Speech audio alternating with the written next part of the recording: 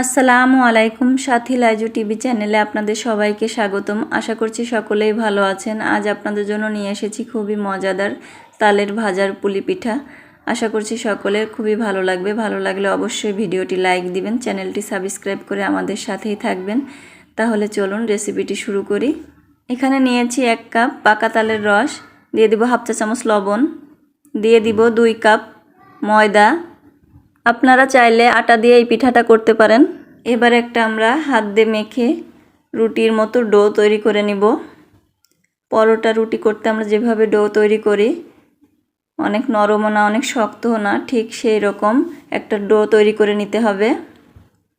হাত দিয়ে ভালো করে আমি মেখে নিচ্ছি। মেখে ময়দাগুলো ভালো করে মিশিয়ে নিব। এখানে 1 কাপ তালের রসের জন্য আমাদের 2 কাপ ময়দাই লাগবে, এর বেশি লাগবে না। 2 কাপ দিলেই আপনার সুন্দর একটা ডো তৈরি হয়ে যাবে। আমি এখন এটা ভালো করে মেখে নিব।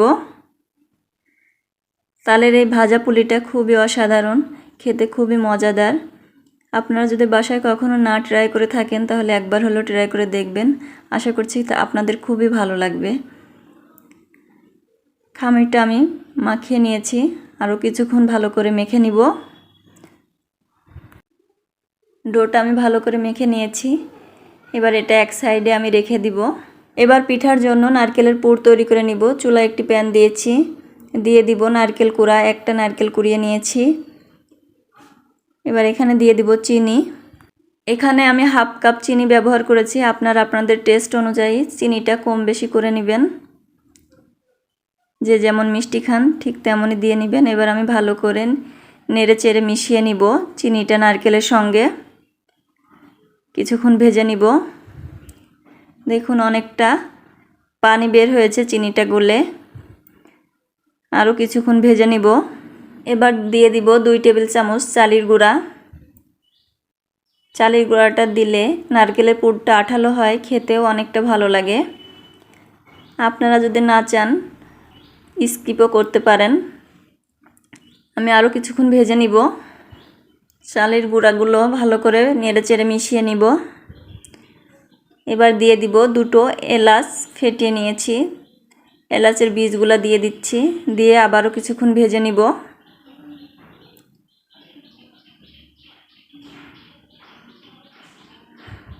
ভেজে নেওয়া হয়ে গেছে। এবার আমি এগুলা নামিয়ে নিব।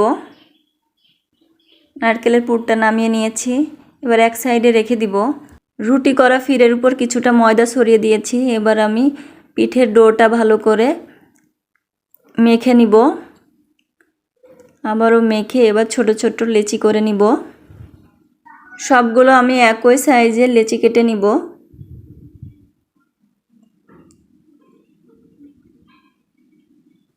সবগুলো আমি লেচি কেটে নিয়েছি। এবার একটা লেচি নিয়ে একটা রুটি করে নিব, পাতলা একটা রুটি করে নিব। রুটিটা আমি ভালো করে বেলে নিচ্ছি।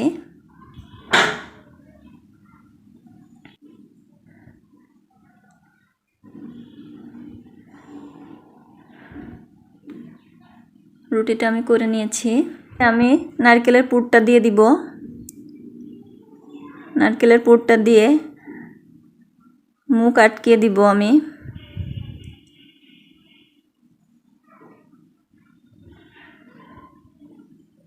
আটকিয়ে কোনাগুলো ভাঁজ করে নিব।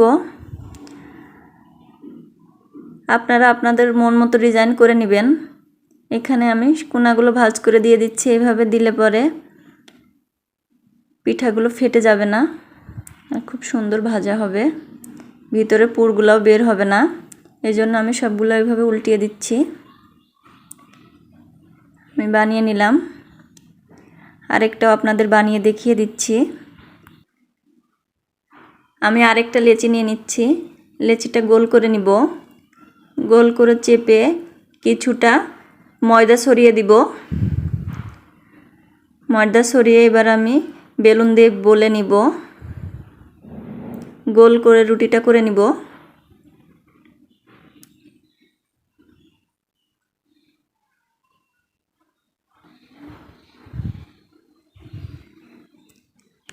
রুটিটা আমি করে নিয়েছি।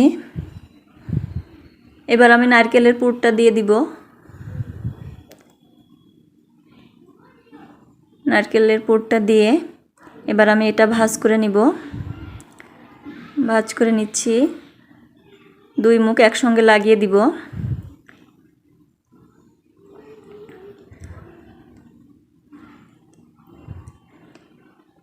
দেখুন আমি এইভাবে লাগিয়ে দিচ্ছি।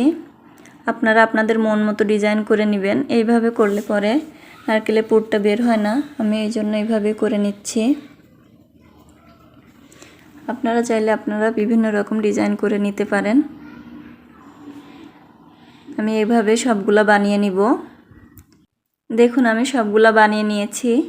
এবার আমি পিঠাগুলা ভেজে নিব। ভেজে নেওয়ার জন্য চুলায় একটি কড়াই দিয়ে দিব। এবার দিয়ে দিব 2 কাপ সয়াবিন তেল। তেলটা গরম হওয়া পর্যন্ত আমি অপেক্ষা করব। তেলটা আমার গরম হয়ে এসেছে। এবার আমি পিঠাগুলো এক এক করে দিয়ে দিব।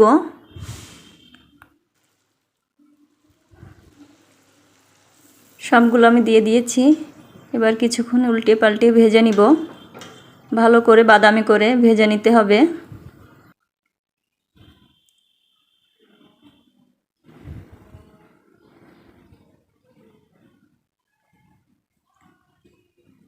ভালো করে আমার ভাজা হয়ে গেছে। এবার আমি এগুলা সব তুলে নিব। তৈরি হয়ে গেল খুবই মজাদার তালের ভাজা পুলি পিঠা। আশা করছি আপনাদের কাছে খুবই ভালো লেগেছে। ভালো লাগলে অবশ্যই ভিডিওটি লাইক দিবেন। চ্যানেলটি সাবস্ক্রাইব করে আমাদের সাথে থাকার অনুরোধ রইল। নতুন রেসিপির আমন্ত্রণ জানিয়ে এখানেই শেষ করছি। সবাই ভালো থাকুন, সুস্থ থাকুন। আজকের মতো বিদায় নিচ্ছি। আল্লাহ হাফেজ।